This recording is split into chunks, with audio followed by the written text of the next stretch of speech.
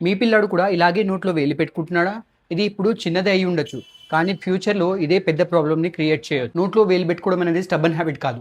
అది ఒక self soothing behaviour. అంటే పిల్లాడు తనని తాను ఓదార్చుకోవడానికి నేర్చుకున్న ఒక హ్యాబిట్. భయం వేసినప్పుడు, నిద్ర రాకపోయినా సేఫ్‌గా ఫీల్ అవ్వడానికి ఇలా చేస్తూ ఉంటాడు. ఇది 90% పిల్లల్లో 5 ఏళ్ల లోపే ఆగిపోతుంది.